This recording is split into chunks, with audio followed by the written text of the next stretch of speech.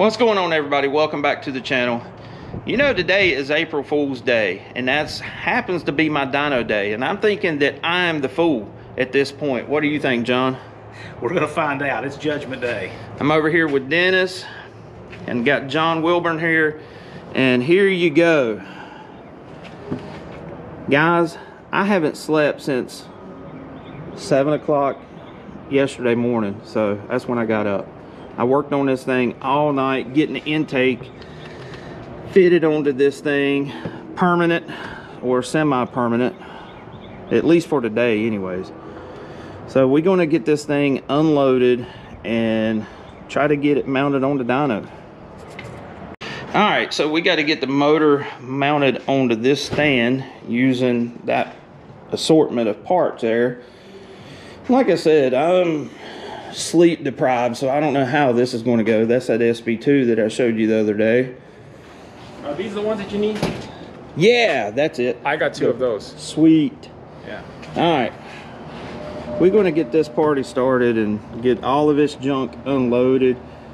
See, when you come to the dyno, you bring the kitchen sink, the kitchen table, the forks, the knives, the spoons. You bring everything, because, and I guarantee you, I promise you this, I forgot something. I already know that I forgot the oil pan, drain pan, but that's just part of it. Like I told you in the last video, many times as I've done this, you always forget something.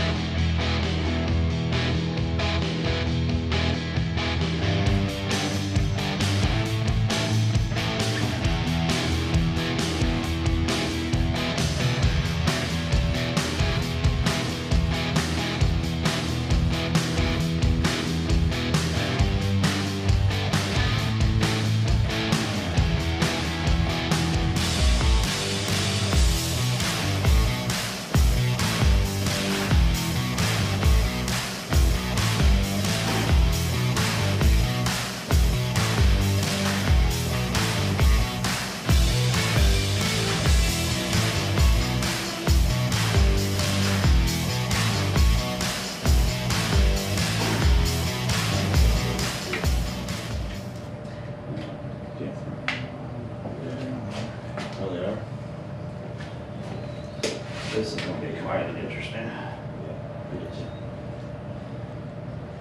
All right.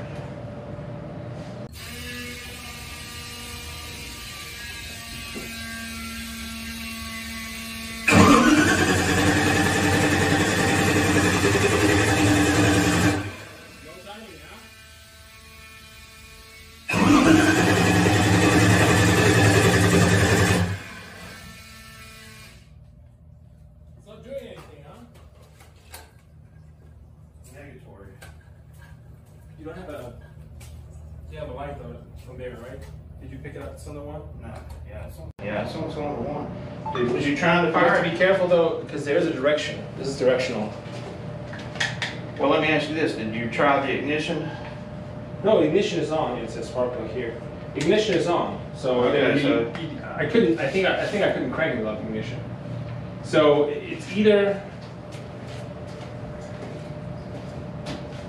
one of these, or it's your cable connection. 12-volt power to that.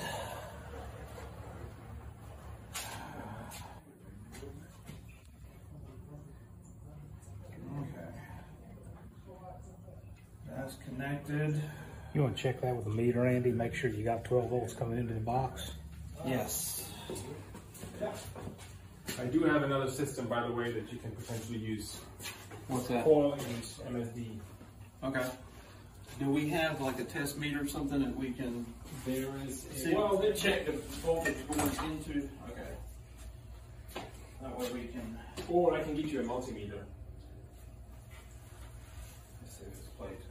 Is the switch on? How does that work? Well, I mean, the ignition is on, but you have, obviously, in order to create spark, you have to crank it.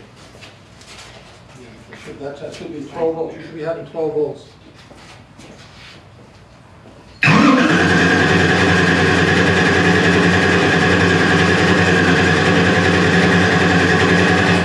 There's no spark.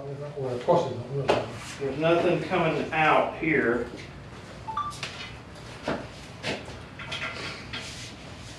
We checked those up there, so they definitely have 12 volts. We checked those earlier. Okay, actually. you checked it earlier, so we got 12 volts going in. Yes.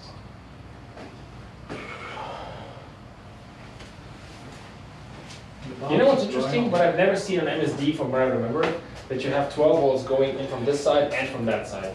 That's an odd scenario. Let's try it again. I'm going to, just for giggles, check this wire here. Okay. It's on. The ignition's on, right? Ready? Yeah, ignition is on. Hey, if you're not getting a spark, that's it. So, Let me get that other system. I'll be right back. yeah. Alright, so we primed the engine, spun it over to make sure we had good oil pressure. That was good. Go to flip the ignition, guess what? Nothing is there. So then we decided to bypass the MSD ignition system, run it with just a traditional coil to see if the MSD box was the issue. And that didn't work either. So now what we're going to do is test the pickup in the distributor and see if it's foul ball or not. You have to remember, this thing's been sitting since, August of 2020. So anything could happen, so peace out. All right, folks, as you can see, we're standing in front of Casper and we're no closer today than we were, what, 3 days ago? Probably not. Okay. So we have determined, I think John has determined, I am the April Fool. What do you think about this whole weekend experience? I think it's just one of those things. It's just how it goes. I mean, we had all the best of intentions. It started off slow Friday morning. Well, I knew Thursday evening. I knew that he was dragging around about 9 o'clock at night when I got into town. He'd been working all day, so I still have a bunch to do. And then Friday morning at 7 o'clock, he's still in the same state and been up all night. I said, yeah, well, I figured we would start going on things would start getting better once we got the engine loaded up and got to the dyno facility. That was what I naively thought. So yeah, I'm running a contest with you for April Fool. Hey, when it gets to pliers 30, we coined this term. Yeah. When it gets to pliers 30, anything is on the table. Yeah, by come pliers o'clock, you don't care anymore. So basically what happened, we'll walk you through it. The wind's blowing out here, so you'll have to excuse that. But I had all the issues of getting the intake manifold on the engine initially. That's what kept me up all night. When we got to the dyno, a whole nother set of issues that none of us accounted for came about, and that was mounting the block on the bed. We had to take angle iron, right, plasma cut it, drill holes to fit it up in there just so that we could get it on the bed. So we spent the first whole day doing nothing but getting the engine docked to the dyno. And by the time we did get it there, man, I was propped me up in the corner tired, you know. He was looking like Weekend at Bernie's come after lunch. Yeah. And so we made the call to stop there, come back, regroup the next morning, which we did. We plumbed the fuel lines for the carburetors, the linkage. Man, we knocked out a lot of stuff. One thing, by the way, because you don't necessarily see these things real time on YouTube, right. As tired as he was, he came back to the house, cleaned up whatever, and then still came out and did a live with Vizard and I that night. That is dedication for the YouTube viewers. So, well, I just hate hats that we off to him. I just hate that we didn't have anything to report back, which I still don't. But anyways, so we trudge on through this muckery of despair. That's the best way it come to my mind. But the last thing, we're hooking up the ignition. Okay, we got everything else done. We had to mount the ignition plate to the back of the engine, which required a lot of fab work. Yep. And this ignition system was an MSD HVC type box and the coil. And as soon as we plugged it up to my distributor, which is a older Mallory Pro billet, which is the same thing as MSD Pro billet. It was in that crossover years of when it was made, when MSD bought them out. It fried the pickup in it.